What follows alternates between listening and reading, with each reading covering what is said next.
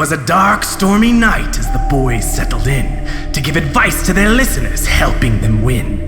But the radar was gone and revives no longer. Would the Guardians flee or would they end up stronger? Swain, Birds, and Bones stayed true to their course. Crucible Radio would remain the source. Time to record their voices melodic and give the report card for Hunters Exotic. Now let us push forward and swallow our fears. It's time to begin. The podcast is here. Oh shit, there's a spider on my screen. Did you see that? Spiders, get him off!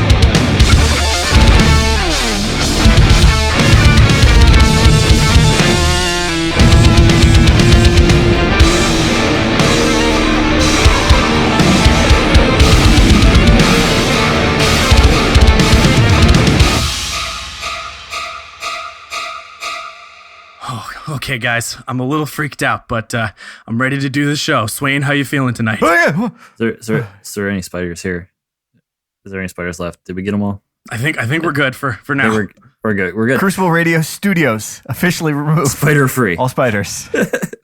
I'm doing great. It's a great week in Swain World. Swain's World. Swain's World! Swain's World! Yeah. Party time! Excellent! Swain's World! Marriage time. No, it was great. I got to see you guys. And I miss you guys already. It was everything I'd hoped for. I know.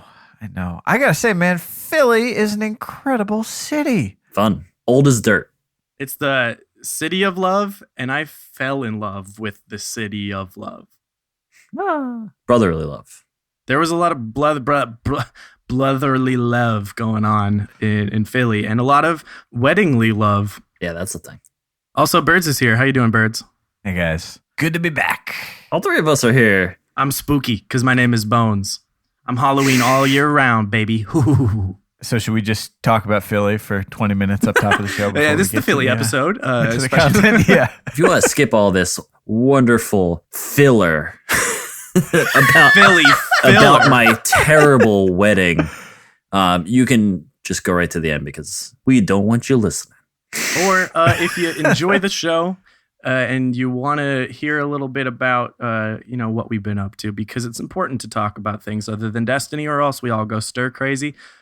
Keep listening, and we appreciate everyone who's come back either for one episode or for 72. And if you've been one of those longtime listeners, that's crazy. They just want to get to Spooky Trials and Hunter Exotics. They're going to be just like skip to the 30% mark. I don't know. Jump ahead. It's probably because we labeled it with a very, very clickbaity title. Ooh, I got you last week. I got you. Someone's listening to it for the second time this week because we did the same thing with Hunters, and they're like, damn it, Bones. Fooled me twice. Shame on me? I don't know. Fooled me twice. I switched to Hunter because there's some good exotics for this class. Yeah. We got a lot. We got a lot coming up. It was a very busy week for the Crucible and for Festival of the Lost. Right. We missed a weekend on Burning Shrine, which was, kind of convenient because all of us have played that map a bunch of times. I do love it. And, but yeah, it was like, whew, okay.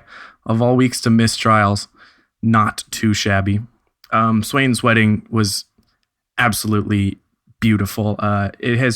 I need to talk about it because this show has resulted in me making two amazing friends who like me enough to invite me to their weddings, which have taken place in the most beautiful locations. We were in the woods in the Pacific Northwest celebrating Birds and Mrs. Birds getting together. It was gorgeous. It was like a camping trip. It was like going up to the cabin, summer which camp. is one of my favorite things. Summer camp. I never got to summer do summer camp. But with wine. Yeah, and it was even better with wine. Yes. And then this past weekend, we all went to Philly. Even Fallout Plays made it down. He's up in the Big Apple, and it was awesome to see him. And it was a gorgeous time, and I had so much fun.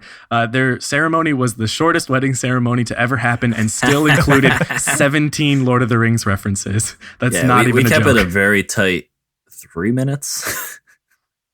In and out, baby. Let's get right to the drinking and the partying. It was mostly Lord of the Rings references. Was there a Star Wars one in there? I think so. Something about the universe. Yeah. It was beautiful. Yeah, I had a pretty good time. You know, just got married and all. You looked fly as fuck. Oh man, yeah. Swain did it up, that 3-piece. Mm. If you want to go to a wedding just exclusively for the food, like there's lots of reasons you should go. But if you are only looking for the food, you should go to the wedding of a chef who knows his shit, who wants to just eat a lot of really good food. Because in addition to like the dinner, just like the dishes keep coming out. People were giving me duck legs. Oh my gosh. Little venison sausage. Oh god, that venison. There was pies, not apple pie, not pecan pie, but meat pies, wild game pies. It was incredible. There was ones with fish faces sticking out of the pies because it's called stargazers. And that was my nice trivia for the weekend, as I learned what a stargazer pie was. But the Swain, your friend who makes these pies, were, oh man, I mean, we were transported to a medieval courtyard for a night, and it was wonderful. Yeah, if we have any British from the UK listeners, it was pie and mash. So y'all are familiar with it. Savory pies with a little bit of potatoes. So good. So good. This guy knows what he's doing. Drinks were on point as well. Mead. Yeah, never had mead before. Yeah. Turns out I like mead. Mead is good.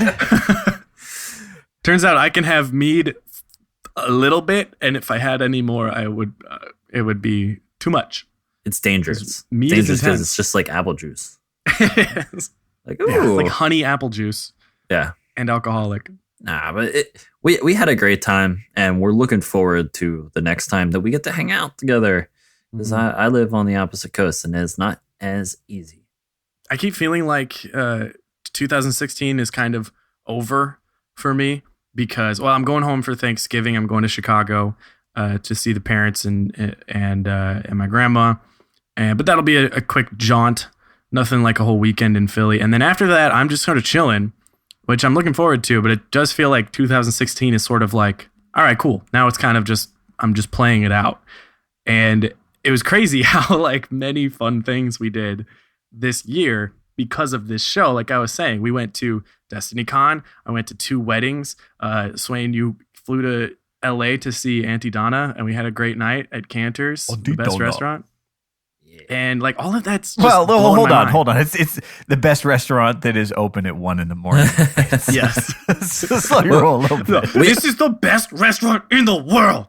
I would say maybe like an hour or so ago, we were already planning Destiny Con for next year because they just did a little info blast past week. Tickets are going to go on sale on the 25th of November. And you'll be able to buy 2-day tickets, 1-day tickets. There's some VIP tickets available. That gets you some special perks. But we're excited for planning that trip as well because we'll get to meet many of you listeners. And we'll get to have another great time down in Tampa. And we recorded a little bit when we were there. Of course, it was in the chaos of the event, which was fun. It was great to just being able to walk up to anyone or have a conversation and be like, hey, do you want to be on the show? That was awesome. And we'll probably do more of that.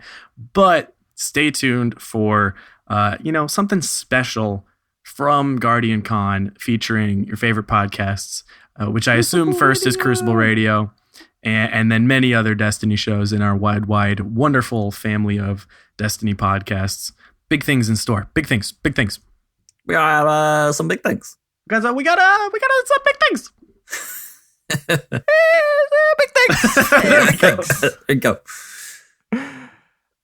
Well, enough mushy stuff. Let's get to the spooky stuff. Spooky stuff came out of nowhere. The return of Trials on Cauldron. Have we had a Cauldron Trials since our episode 2, episode 3? Not since the Cauldron cast. Cauldron cast. Yep. And I'll just say right off the bat, that is a hell of a throwback. Like, if all you're trying to do is race to mid, then I can see why it's not the best map. But with these extra modifiers, Cauldron was a blast of a map. Yes, we did just play a ticket, and we went in there just sort of getting a feel for it. We were not trying to sprint for the lighthouse or anything like that. But we wanted to be able to talk about it on the show because at 10 a.m., which is Pacific time, and coincidentally, the exact moment I clock in at work is when the trials starts, and I figure out which map it is, and I get to wait 8 hours until I can play. And I had clocked in, I was trying to stay on task, get through some emails and stuff, and then I see someone talking about Cauldron, and I was like, no way, it's Cauldron. And I finally go over to Slack, and I see someone's tagged me like, you're gonna love this week, and I'm like, what? Why? I know it's Cauldron. And then I find out no revives, no radar. And spooky. I got pretty excited. And of course, everyone has many thoughts on trials, but that does not mean you can't go into trials every week after week, and adapt to what is happening. Trials is different every week because you're never playing the same people, and there are different strategies to learn. Yeah, same weapons, all that sort of thing.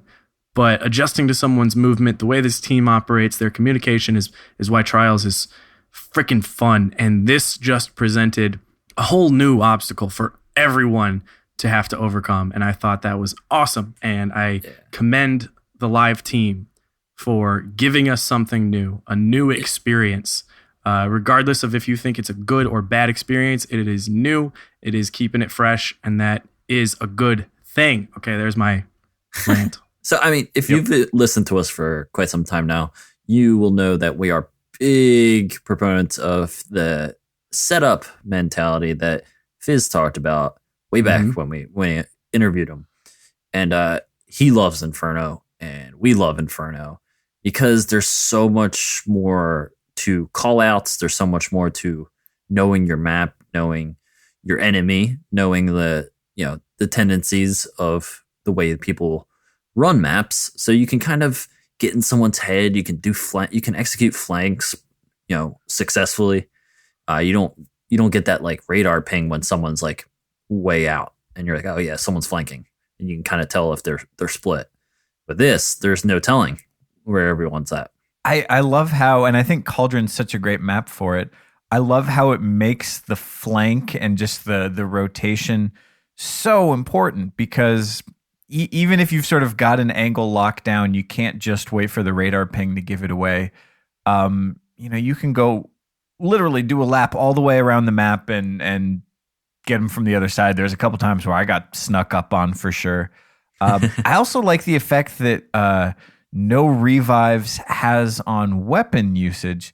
Snipers were they respond interestingly here. Like, I could see why someone would want to run a sniper, because you're trying not to die, you're trying to stay alive, and you don't have to push immediately when the orb is out. But combine that with the Inferno, or the no radar.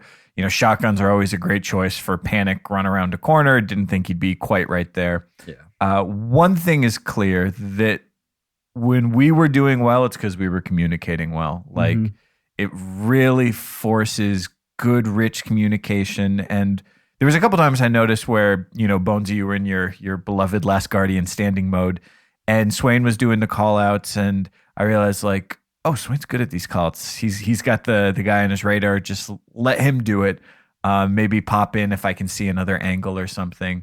But really just trying to provide your teammates with good, clean information and not overwhelming them. Yeah, I was noticing that too, where we kind of like me and Birds were dead a lot. So we how dare you? Depending on who died first or where, or if the person they killed is still alive, we would kind of I would either just like sit back and let you do it, or it really all depended. And I kind of it worked really well. Working on your callouts is perfect for something like this. And I felt like there was a few times I think we both did it, Birds, where we're like, all right, he's going to be coming, and he's going to peek around that corner now, and Bones would get the headshot. Yeah. It feels so good. It's like, it feels so good to be able to be like, that person's like keen scout. You're the keen scout. And just be able to like be like, all right, you're going to get this headshot. And from the other side of that, I was dead plenty this run too, don't worry. But when you are in that zone, I was looking forward to this all day because I have a guide out there somewhere on Reddit and on Planet Destiny about how to be the last Guardian standing. And so much of it includes not going too far from the bodies, because what I see people do when they're in that mode is they get a little scared and they're going to think, I'm going to get to the highest ground I can. I'm out of here. And all that does is give 3 people time to, well, first revive everyone on their team if they hadn't yet, and then get situated and plan out their squeeze. That's all they do. You're not going to get a team that flies at you one-on-one on, it's not going to be a kung fu movie. They'll just let you make the mistake and pin you to a spot where you're never going to fight your way out. So Last Guardian Standing is, yes, drawing one person to you and baiting them out, but not getting too far. When there's no revives to get, though, when there's no reason for me to be concerned if someone's dead back in inside heavy, you can use that backup method as much as you want, because someone's going to have to get you, and they just keep chasing you. If you need to reload, keep backing up. And it worked really well to just honestly get as much space as I needed to get set up. It's also a really good map to do some bait and switch. You would be running around, get that one pick, keep running. And if you had the eyes in the sky, you could just be like, all right, now bait them. And you'd let the guy like chase. You go through a door and you just hop up in the air. And so many times during our runs, this would happen, like where up, yep, just jump over them and get the shotgun kill. Really easy to execute.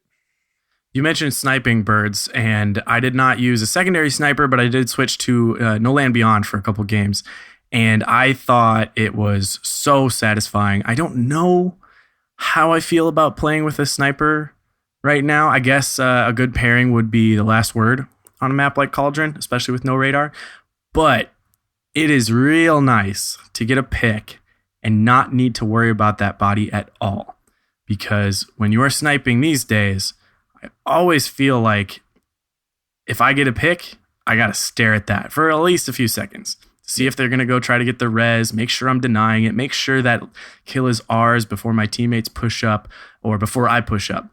Man, when you can just keep moving, snipers, that's a sniper's dream, is that you can just reset and find your next angle. So I found that really satisfying, and I honestly appreciated it in a world where sniping in trials is a little difficult these days. I do have a little bit of advice though, because there's a lot of, we talked about it right at the top, but there's a lot of people that didn't really like this choice. Obviously, Inferno is a very layered, very it's an interesting game type, and a lot of people, I believe, get clammy. They get a little nervous in a situation like that. Mm-hmm. A lot of people listen to podcasts that are still trying to work on their fundamentals. They go into something like this and they're like, I rely on my radar so much. I rely on being able to know when they're pushing, know when someone's around the corner. And a lot of people are mistaking that for like camping and for people that are just hanging back and spawn. But I honestly think a lot of people are just nervous. You're just nervous that you've never played Inferno. Maybe it's not your game type, or they just don't know what to do. They don't want to get caught. So best advice I can give is to just keep your communication up and move as a team. If you feel like there's one of you who is strongest, that person can be like the flanker and they can go out on their own. But if you feel like you're not as strong with your one-on-ones, pair up with someone.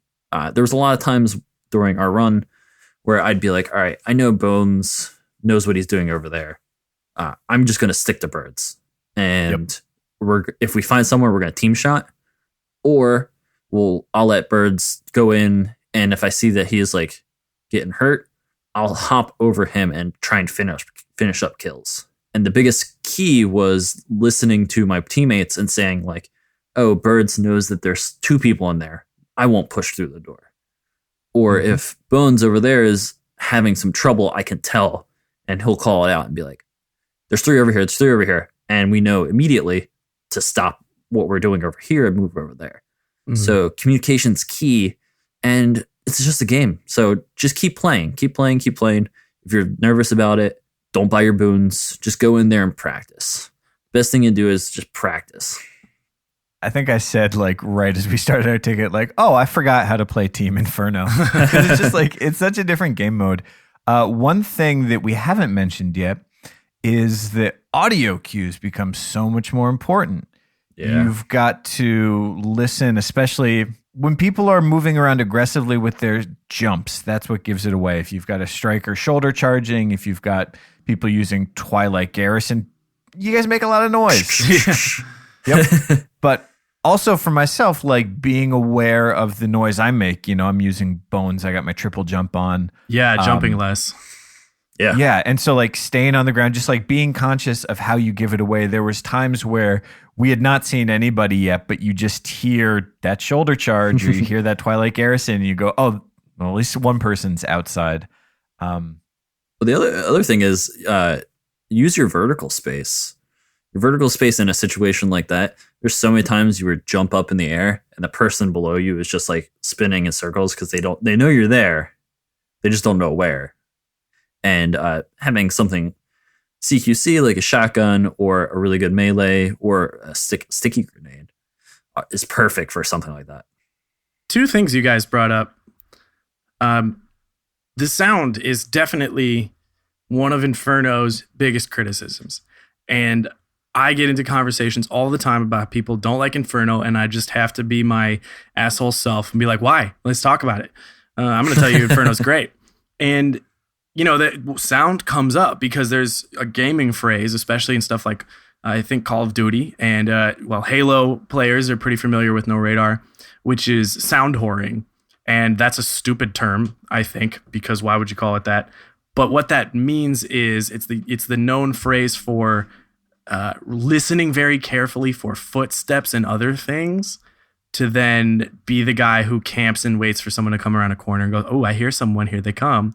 And one, that's not a bad strategy to kill someone who walks right next to you. But I see that as critique for Inferno because you can't do it in Destiny. You can hear a jump, you can hear a grenade, you can hear the charging of a fusion rifle maybe, or you can hear primary fire and all that. But people are like, well, I can't hear anything. That's because just like a game with radar, Destiny is a chess match that you can see.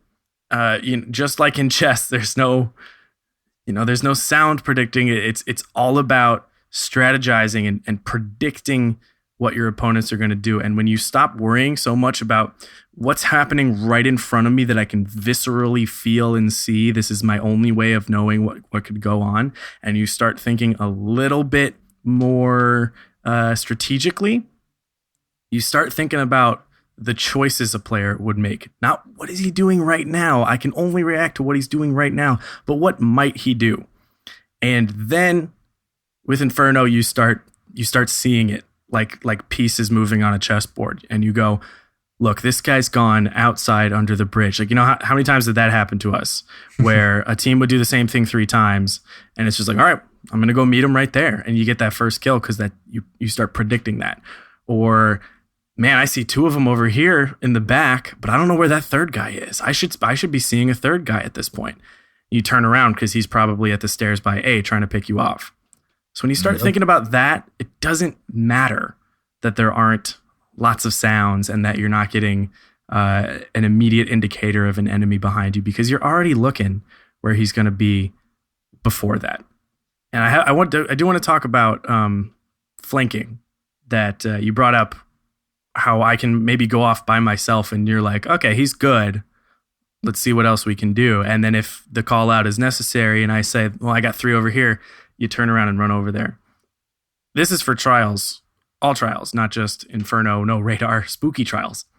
But I think every team should pick someone who's capable of doing that because, Swain, when you brought it up, I realized that I prefer to be alone in trials now, which might not be the best habit.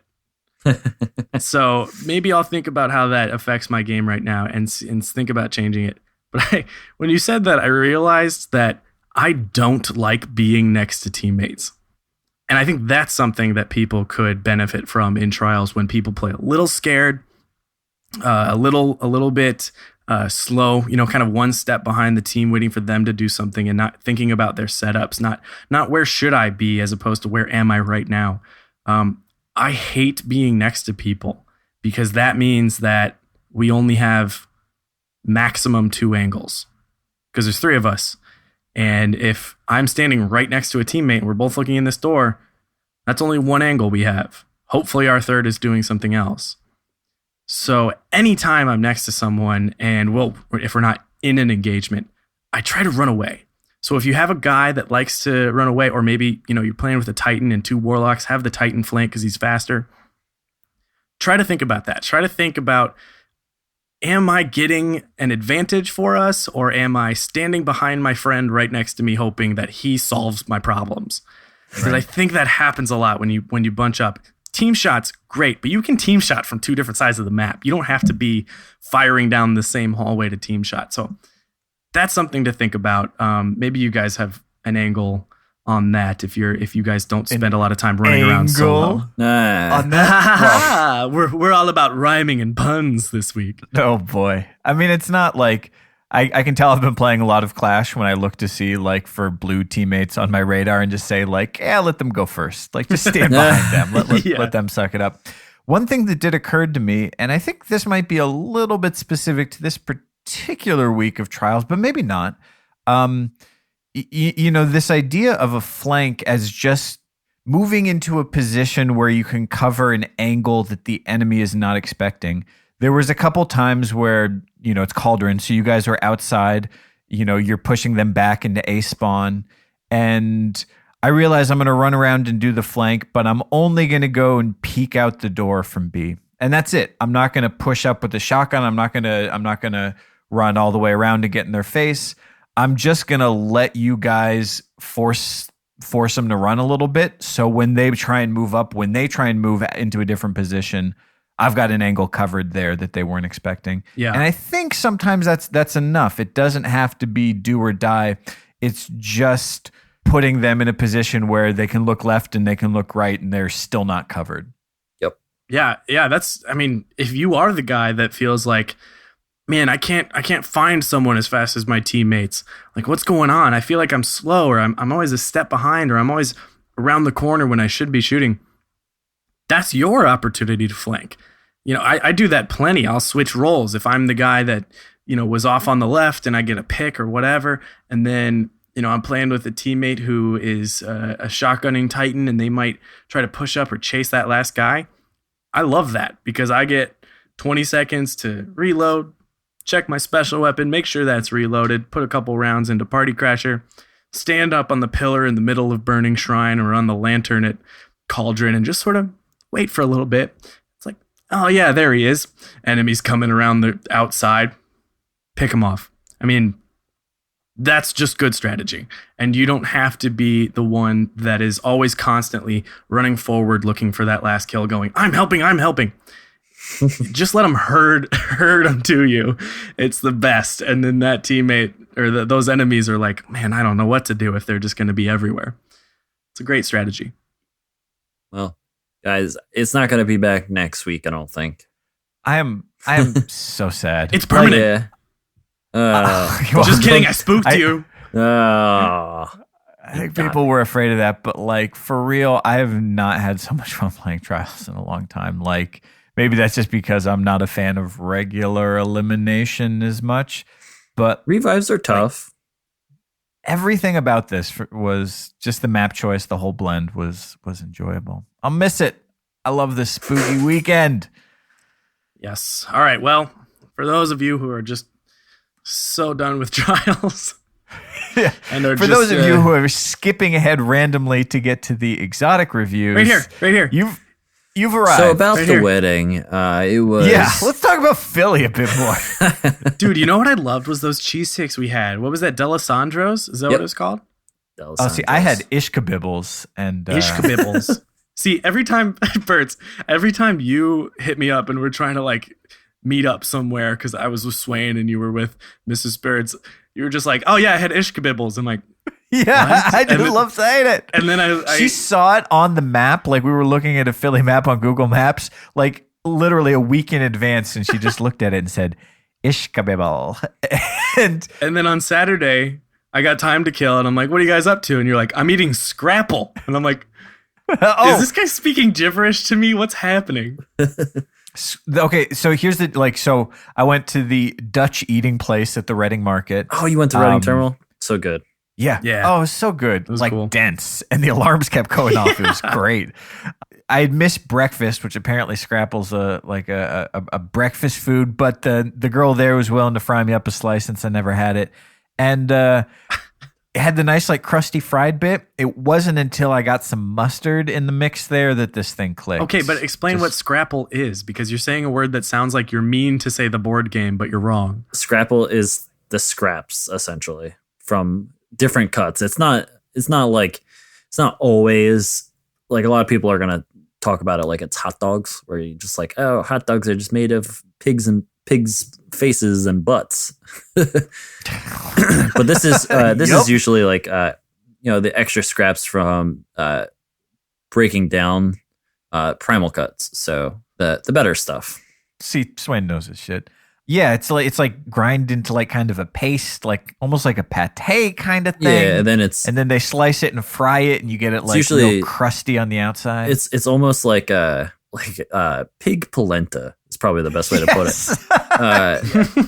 Or like grits, where like they're mixing in. A lot of times they mix in cornmeal or flour to get it real thick, and then it's usually made cold, and then they slice it into little.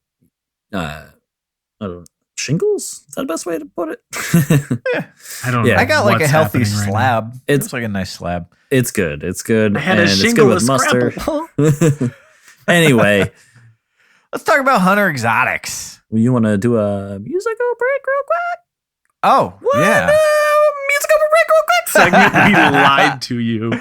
We have Deal with that. We have lied to your faces, to your earbuds, but we're going to have a spooky musical break, and then we'll be back with some Hunter Exotic reviews.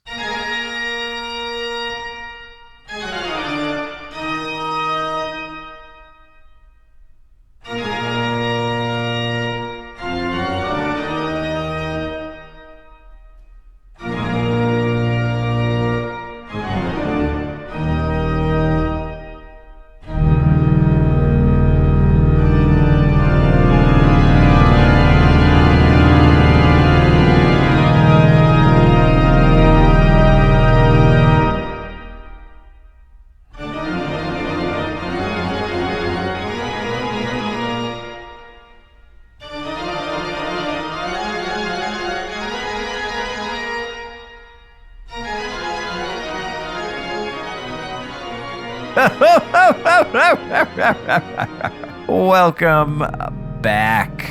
If you were listening last week, we are giving report cards to class-specific exotic armor. Well, all exotic armor is class-specific, but last week I did Warlocks, talked about basically go get Ophidian Aspect, or if you're one of those dudes that really loves the Ram, you're good there too. But this week, we're doing Hunters, so I want to toss it over to my good friend, Alex J. Birds, who's going to talk about Hunters and guide our grading today. All right. Well, so It's Professor Birds. right to off you. the bat, there are a lot of Hunter Exotics. There really There's are. a lot of them. There really are, and I didn't want to do all of them. So I've cut them down. There's a couple PvE ones. Hold on. Hold on. Am I cut them down, man. I left out Crest of Alpha Lupi. We all know what that is. Don't Touch Me. Left that out.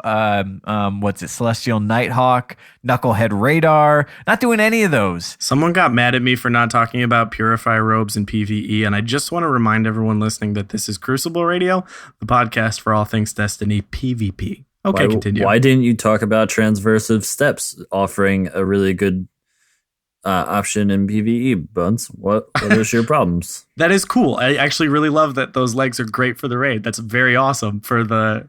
Sure. Okay, rein it in, guys. Rein it in. If you're just joining us, you have now jumped to the right place. Someone just jumped right there and they're like, fuck this show. Yep.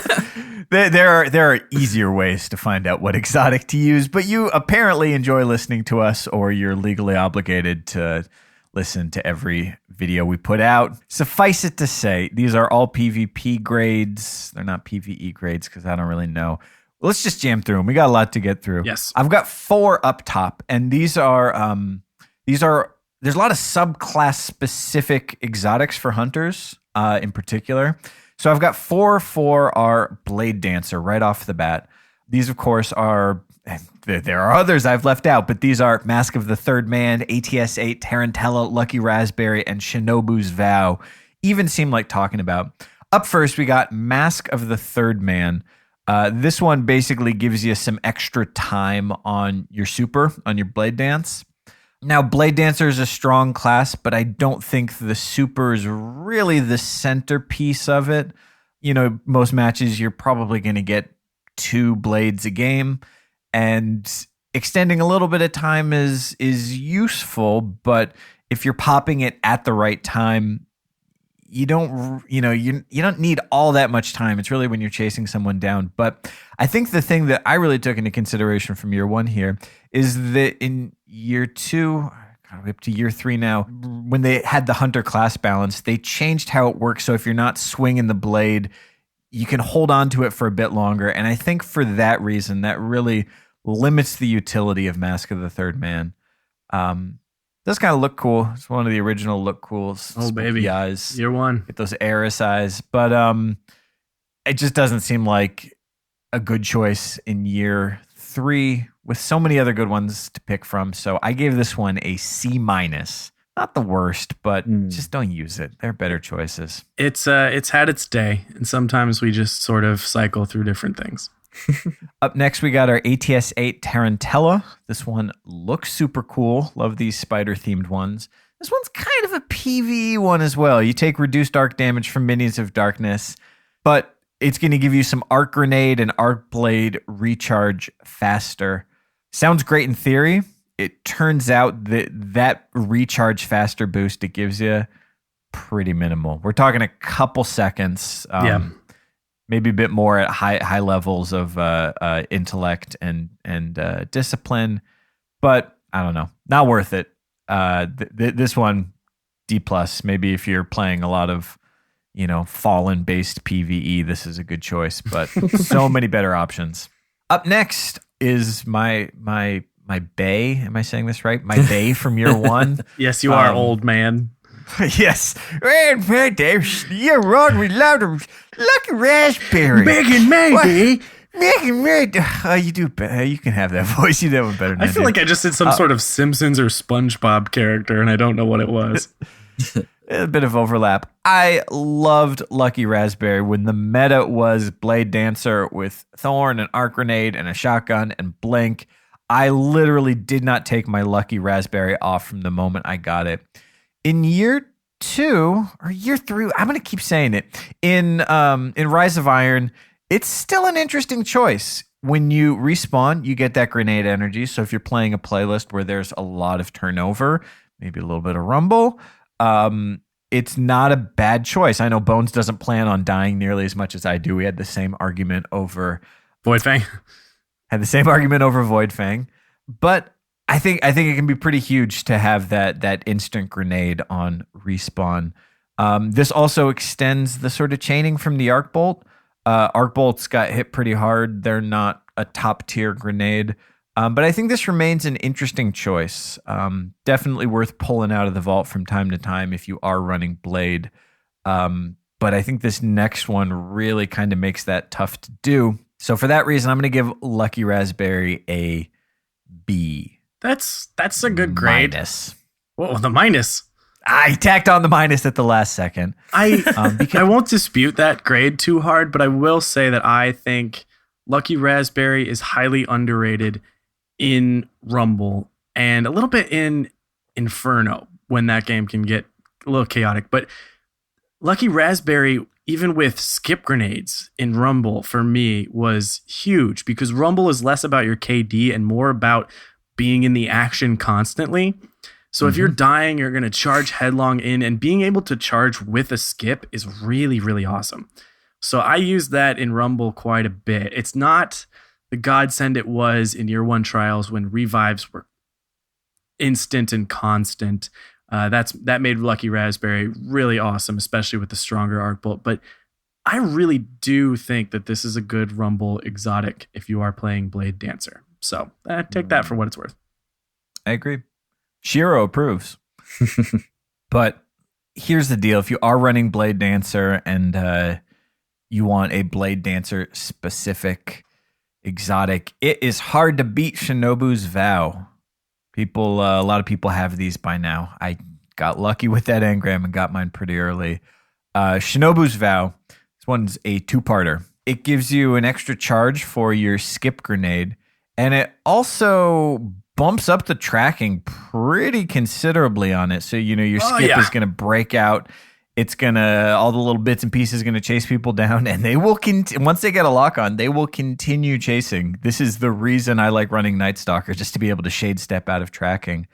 And the degree to which skips get aggressive with Shinobus is pretty intense. It is a powerful choice. You know what? I'm going to commit a Crucible Radio sin right now and talk about possible changes in balance, which we don't do. We don't care about. But someone really did mention that Shade Step shouldn't get rid of tracking grenades. And I'm not going to say how I feel on that, but I find it so interesting that we have some really strong exotics and really strong subclasses that have tracking.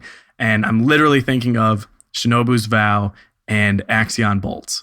So, I mean, hard counter. Really, really consider that. If you see Shinobu's Vow in trials and you are on your Blade Dancer, I love playing Blade in trials.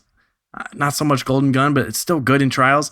Go Night Stalker, because you will realize quickly that if you are the Night Stalker on your team, you are in the fight so much more often than your teammates who are just running away from skips all day. It is hands down the best way to fight a Blade Dancer with Shinobu's Vow.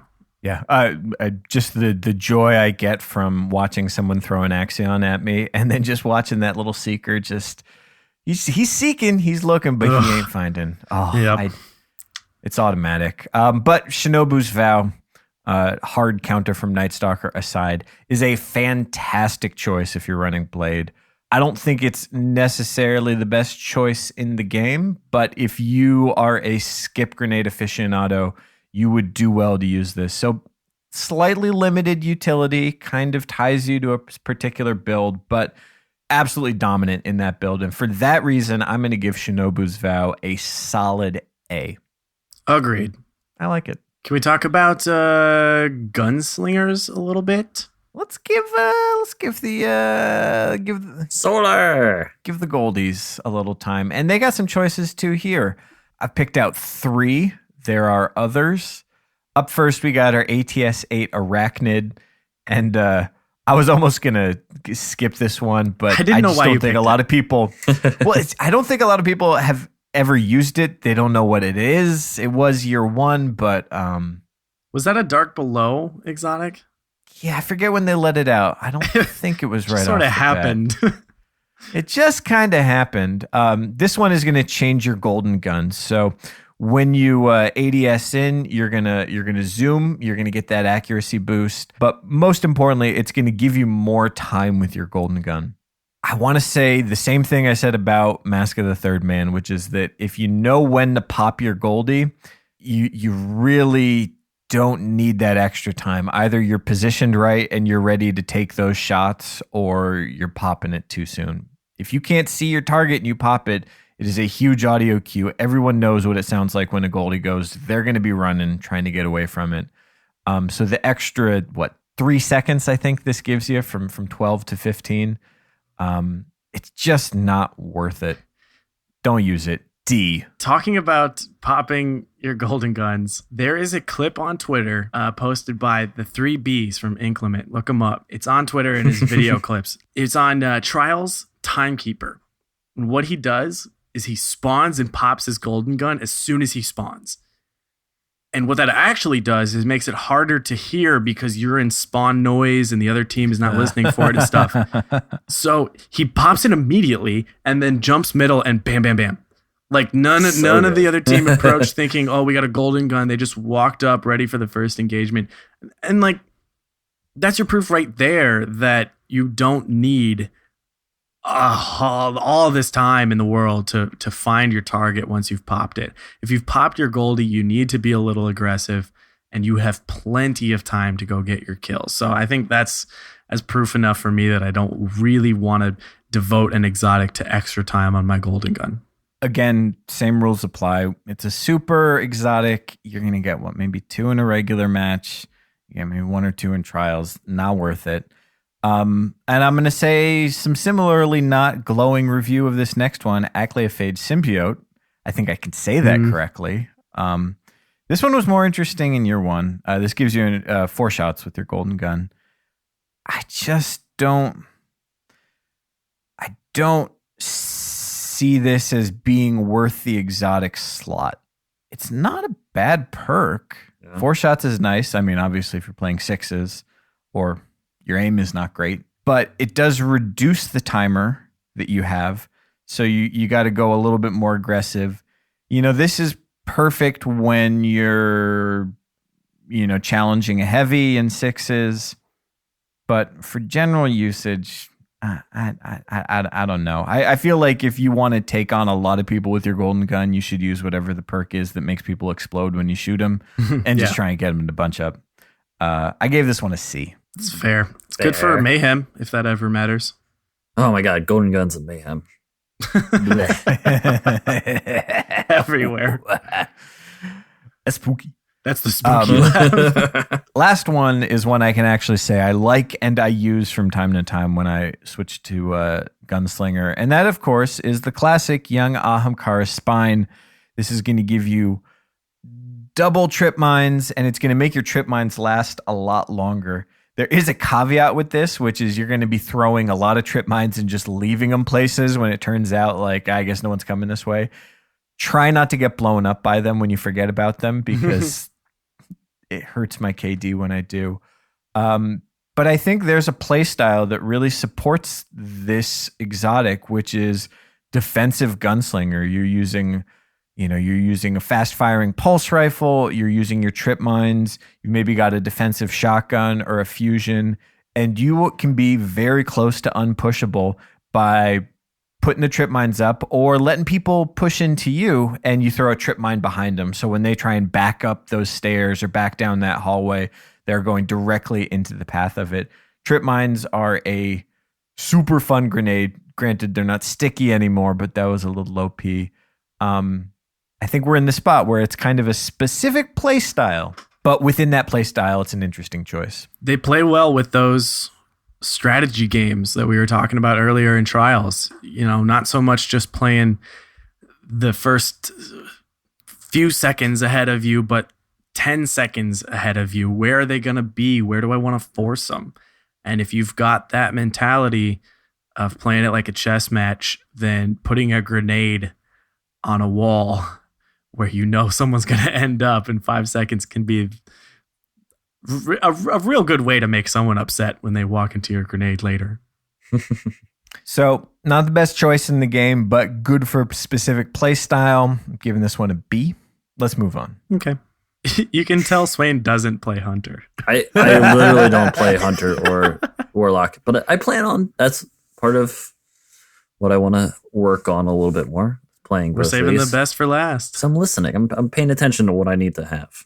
Yeah. Okay. Yeah. Swain has never heard of any of these exotics before, but even he has heard. What's a Frost EE5? No one says that, Swain. Come on, dude.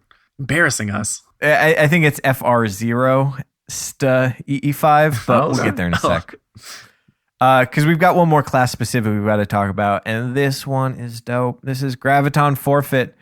And this is just like, if you're a Night Stalker main, this is one of the top choices. This gives you Shade Step for free. So you can use Keen Scout. Beauty in this week's trials with the no radar. Beauty. Incredible. Like if you are running Night Stalker, I mean, for me, Shade Step is a must-have. That hard counter to grenades alone, even if that's the only time you use it, makes it a must-have choice at all times. But you miss Keen Scout. Keen Scout, people just don't see that they're being hunted and will go ahead and peek out. And that can, it's like having someone giving, like Swain says, like it's like having a person be a Keen Scout for you. I can't tell you how many kills I've gotten with this because I just aimed where they were about to pop out, and then they just pop out because they don't see they're being hunted. It's a phenomenal choice. I will say the one downfall of this one is that real good players know about Keen Scout. They know about being hunted. Mm-hmm. They know the kind of information they're giving, and they will even try and use it to their advantage. They'll fake a flank. They'll just crouch by a door and keep pushing and pull and take your attention away, so you're kind of locked in waiting to see what they do. They know how addictive that source of information can be, and they can use it against you if you're not careful. Granted, you're not going to run into a lot of those players unless you're at that level yourself. But that's the only negative thing I can say. Oh, and it's kind of hard to match shaders with the purple. You got limited options. So I'm giving Graviton A+. I don't think it's quite S, and that's just because the ones that I'm giving S tier are so S tier that it's close, but not quite. But still a phenomenal choice. If you main this, you have made a good call. I think there's a lot of people out there that this is right up there with the other two S tiers, where they either a lot of before Rise of Iron, it was either Graviton or Bones. I feel like, and I use Graviton, that's for sure. Yep. I could be convinced that it is in fact S tier as well. So come fight me on the internet. I'm giving it an A+, a very healthy A+. So we're through all the class specifics. We're into the general purpose ones. I've picked out 4 here that I think make sense for every class. Up first, we've got one I was so excited about, and actually have used very little, and that is Kefri's Sting. This is the So You Want to Be a Blade Dancer exotic. You get a little buggo on your arm twitching around. That's also kind of spooky. It's a little spooky. A good choice for Halloween, and actually not a bad choice for this most gimmicky of spook trials. But this basically gives you 2 Blade Dancer perks for free. Like, we're psyched about Graviton Forfeit because it gives you 1 perk for free. This gives you 2. What? It gives you invisibility when you crouch down. Take a little time. And it gives you Backstab that also seems to do damage over time if it doesn't finish someone off. So if you melee attack someone from behind, you do 4x damage and damage over time. It's pretty darn effective. One note with this is that ability does not work with throwing knives, because when you use the throwing knife, you are no longer invisible and you've got the travel time for the knife. So this one is interesting because Invis is one of those things that kind of never quite clicked. It can be used very effectively. I think a lot of people use Invis wrong. Like, I see you on the radar and you see me, and so you say, I'm going to go Invis and crouch down. I hear you go Invis, and then I just wait for you to confidently run around the corner so I can shoot you in the face. Don't do that.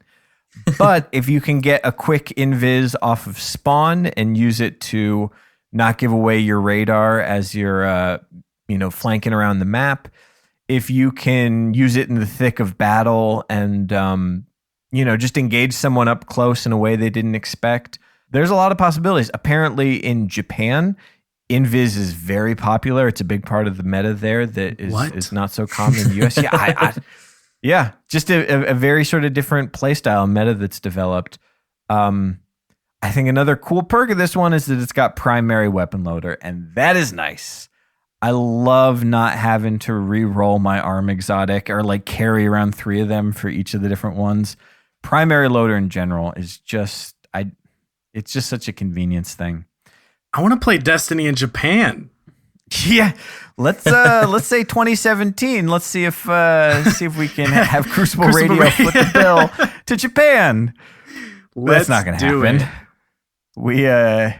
Yeah, I would say any sponsor who would like to send us to Japan so we can figure out what's going on with Invis, let us know. But If I you'd got to like talk to about send to the three of us to Japan, email crucibleradio@gmail.com. gmail.com. We will if you're a happily musician accept. or you've got extra Japan tickets, hook us up. If you're going on tour in Japan and you'd like us to come along, we will happily carry some of your instruments for the first day, and then we'll see you at the end of the tour back on the plane. I've already been to Japan, so I'm good. All right, shut up. You're good? Well, what is the Invis like? Did you see a lot of invisible people Yes, in Japan? I guess you wouldn't be seeing them. There was plenty of invisible people I could see. You sensed them and you were spooked by them. Yes. It's so spooky here. All right, we've been talking about Kefri Sting for so long. It's an interesting exotic. I don't think in this particular meta with this particular incarnation of Invis, it's a top tier choice. I like it. I think it's cool, but I have to give it a B- tops. Up next, Sealed Ahamkara Grasp. It gives you an extra melee charge. It's cool. You can use them for double smoke. That's always fun. We kind of know what it is. There's, you already have options to get some double melees like on Gunslinger, but makes available for other classes. It's a good all-arounder. B. I don't know. What more to say? It's like kind of strong. Give it an old C+. Yeah, I mean, right. Like the reality is like if you're using your melees correctly on Gunslinger or on Night Stalker, you're not going to be holding on long enough to charge up that second one, and the second one doesn't charge as fast. All right, I'm agree. Knock it down to C+. Okay, thank you. But I'm going to knock this one up. Well, I'm going to knock it up behind the middle school because I love it. What? You didn't hear that was Tracy Jordan's only joke from 30 Rock? I'm not going to do a Tracy Jordan impression. His only joke from 30 Rock? What, do you not watch 30 Rock? It's like... My favorite Tracy Jordan joke is when he says, "We're on a TV show pretending to be another show. My real name's Tracy Morgan." Oh, man. Tracy Morgan impressions. You got to be careful, white boys. Rein it in. I didn't do it that hard. The other one is, I know. "Don't eat that garbage pigeon. Don't you know you can fly?" Have some self-respect. Can we talk about Frosties? Frosties came out of nowhere in Rise of Iron. I remember like finding out about these on day one and someone saying, yeah, when you run, your feet freeze. And I thought that's a cool exotic perk. But in fact, they have more. They actually were bugged at first, but Frosties... Actually, Bones, you want to talk about Frosties a little bit? I know you like these guys. I, to be honest, haven't used them, but I'm dying to get them because I love stuff that's passive these days. That's why I think Graviton is a hands down great exotic still, even if no one's using it as much. Bones, I was not in love with Bones. It's so dumb to say. Bones of Aow, me of Eow. But those passive exotics are so good.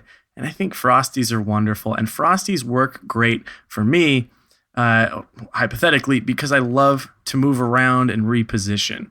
And when this stuff charges all of your extracurriculars, as we like to call them, I mean, that's just like a bonus for getting a better angle. And one thing I try to work on, and one thing I try to tell all of my trials teammates is to disengage. Just give up on that kill. If you're both low health and it's just a primary battle, who cares? Like, we'll get them next time.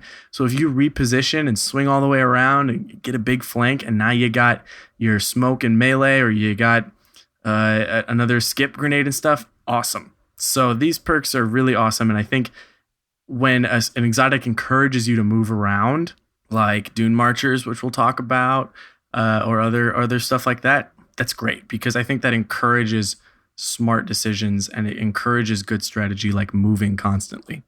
Let's call it out. Frosties does 3 things. 4 if you count your feet freezing, which is nice. It gives you that tighter turn radius while sprinting, just like the Dune Marchers. This one is one of those things like Memory of Yolder that like I feel like if I use it too much, I'm going to get addicted to it and it's going to feel weird not having it. It's a pretty dramatic effect how tightly you can turn. But the real magic is that when you're sprinting, it increases your grenade and melee regeneration. And I'm not talking ATS-8 Tarantella regenerate. It is a bonkers improvement. If you're running T0 discipline, absolute lowest discipline, but you're sprinting continuously, it's going to take your 56-second recharge time down to 25 seconds. If you're running tier 5 discipline, it's going to take your 21-second recharge time down to 10 seconds. 10 seconds of sprinting and you've got another grenade. And despite Bones pointing out that repositioning and constant movement is a great way to play, you have the option of just sprinting into a wall for 10 seconds and you will have another grenade. What is this, Juggernaut? Bonkers. For your melee, we're looking at 12 seconds with tier 5. This is a huge reduction. This is more than twice as fast. Actually, there's a great post from Rocky on Crucible Playbook who measured it. In addition, he switched to Blade Dancer and put on Fast Twitch, which gives you even faster cooldown of your Blink Strike. With tier 5 and Fast Twitch and Frosty sprinting, it takes 2 seconds to get your melee charge back.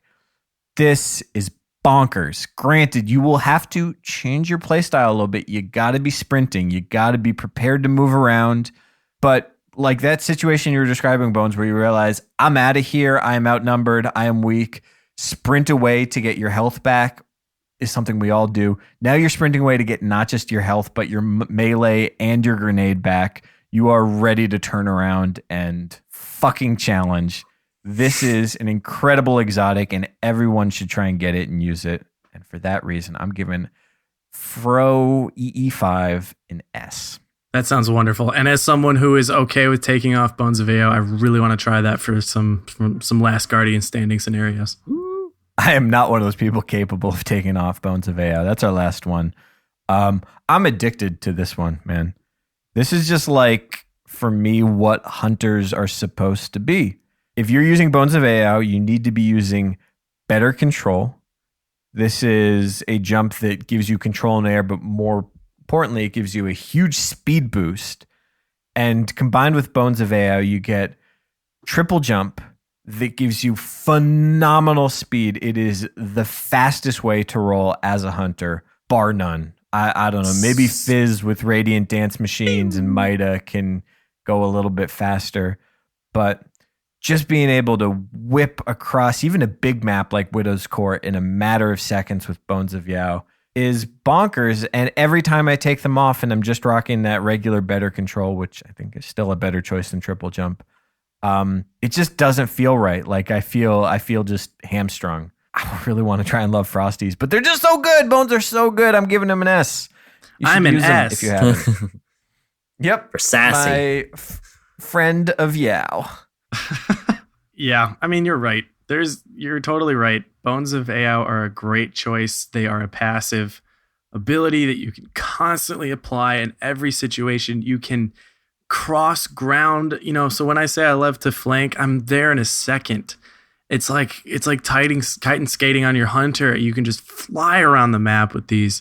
We had Holtzman on a while ago, and he talked about that, how quickly you can just go from point C to point A on a map, and that can be invaluable. And then your 1v1s with your shotgun or your smoke. We see Dr. Lupo. He's always in the air throwing smoke and grenades and using his primary and stuff like that. It is amazing. I haven't used these as much as everyone else in the world, and I do think there's a lot to say about other hunter exotics. But if you like these, keep using them. They are a great choice. One small thing worth pointing out is that if you're running Bones with better control, that better control is pretty intense. Like, oh yes, just don't do the other jumps. Complete momentum shift ability. I can jump straight forward and then straight back and then straight forward again. You can corner so tightly. You can be so unpredictable, and especially if you're playing sort of an air-based shotgun, like you say, Lupo kind of game. It's just wild. I just love them. I want to put them on right now. Get that little gray patch around the crotch region. Get your little camo down the side.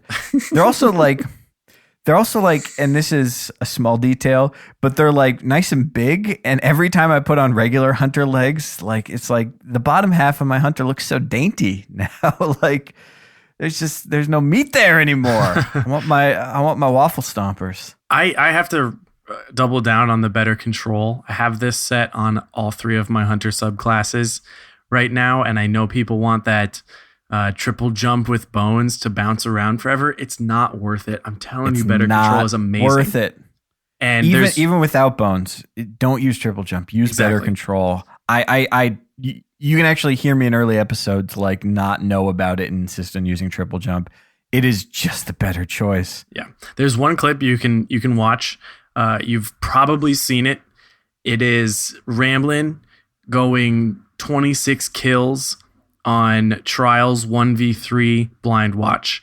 He runs out of medals and wins the game 1v3. And there's a scene in that game that plays out so gorgeously where the enemy pops their Stormcaller sort of in that middle doorway area, and he runs underneath, he jumps straight up, and then backwards through the air, jumps straight back and lands on the platform above the Stormcaller, who completely loses track of him. And it was just, I was so floored when I saw that, and I've not changed my jump since that play. I know exactly what you're talking about. It is. That's the proof. It's a thing to behold. Well, that takes us through at least the Hunter Exotics we felt like talking about. For those of you who truly love Celestial Nighthawk in PvP, you keep doing you. You give it whatever letter grade you want. You never tell me. Change. Yep, we love you. And hey, keep on doing it. Leave your comments about either other aspects of the exotics we talked about or other exotics we didn't mention for PvP. But someone on Reddit mentioned a good point about transversive steps, about how you can really double up on special ammo with that perk. Switch your gear at the beginning of the match. I don't do that myself, but if you want more special ammo, oh boy, that's the way to do it. There's plenty to discover. So yeah, if you think there's something we missed, let us know. So it turns out when you get a Philly cheesesteak, you've got 3 choices of cheese. And I asked if they could do half and half because we just split one. He did not like that idea. God damn it, birds. I know. I just wanted to try them all. Wait, what are the 3 types of cheeses? I wasn't in on the order because Swain covered it. It's Whiz.